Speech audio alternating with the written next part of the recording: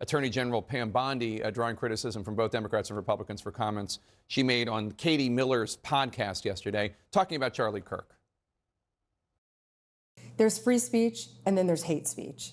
And there is no place, especially now, especially after what happened to Charlie in our society. We will absolutely target you, go after you if you are targeting anyone with hate speech, anything. And that's across the aisle.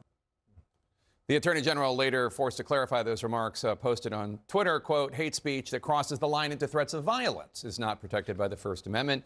It's a crime. Free speech protects ideas, debate, even dissent, but it does not and will never protect violence. It is clear this violent rhetoric is designed to silence others from voicing conservative ideals. Of course, when people talk about hate speech, they're not necessarily talking about incitement to violence, which is a whole other category. Right. I mean, there's hate speech around, as we know, hate crimes, right, which can lead to violence. Obviously, hate speech that can lead to violence. But what about, I don't know, hate speech around hanging the former vice president of the United States? How about hate speech or inciting violence that leads to a violent mob attacking the United States Capitol on January 6th and a police officer being killed?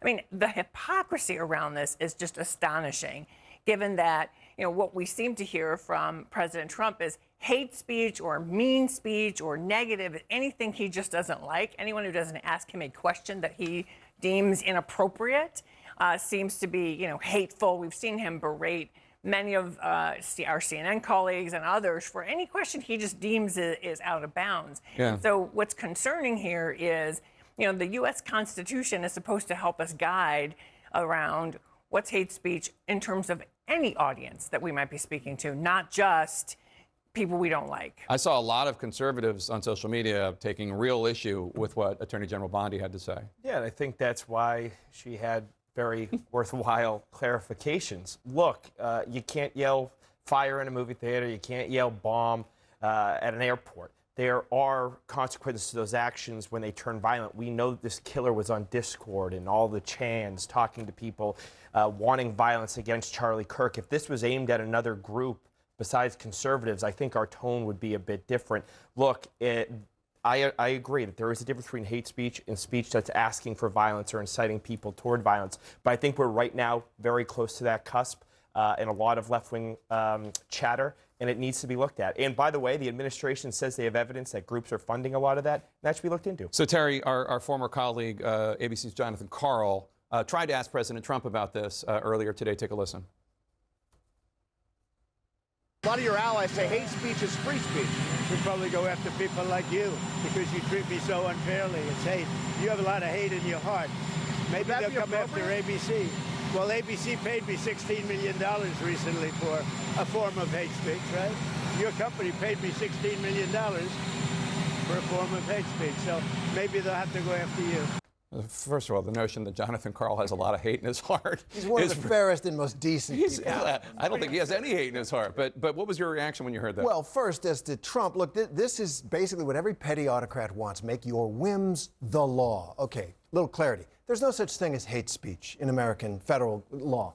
The words never appear in the U.S. Code. And the Supreme Court, for decades, Republicans and conservatives alike, have again and again and again said when the government wants to punish speech, they have to meet an incredibly high burden. That came in a case where somebody threatened to shoot Lyndon Johnson, in a case where somebody burned a cross on a lawn, in a case of stalking a singer-songwriter, and in the case of the Westboro Baptist Church, which staged these despicable demonstrations outside the funerals of fallen soldiers. Each time, the Supreme Court overturned a conviction won by the government. It is almost impossible to win. But his comments there come the same day that President Trump posted on Truth Social, quote, "Today I have the great honor of bringing a $15 billion defamation and libel lawsuit against the New York Times, one of the worst and most degenerate newspapers in the history of our country, becoming a virtual mouthpiece for the radical left Democrat Party.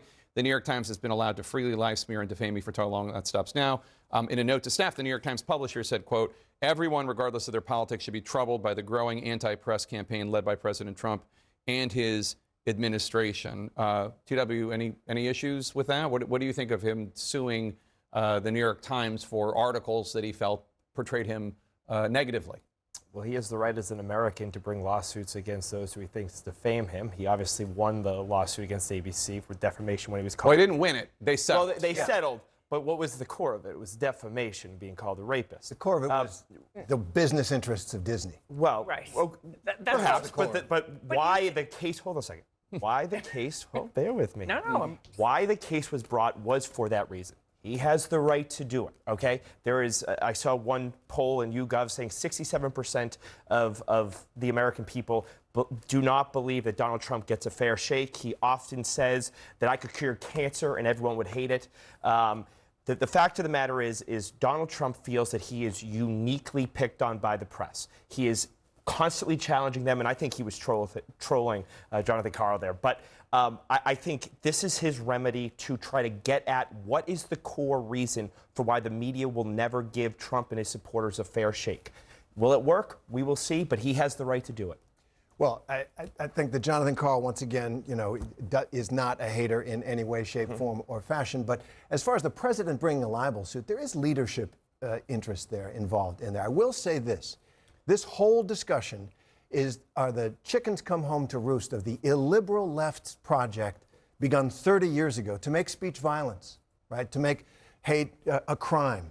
And they were always warned by libertarians, at some point, a government you don't like will use this against you. And that's what's happening now. I think the other problem that I have with some of these lawsuits is it's not just that he's bringing the lawsuit against these networks. It's then saying, and we're going to mess with your I'm going to use the levers of government to mess with your business interests. That is not appropriate. It's one thing to say, I'm going to sue you around speech that I think is inappropriate or because I have my First Amendment rights. But when you are using those levers to then create other problems for a business entity, that's where it becomes problematic. And unfortunately, we're seeing that happen over and over again.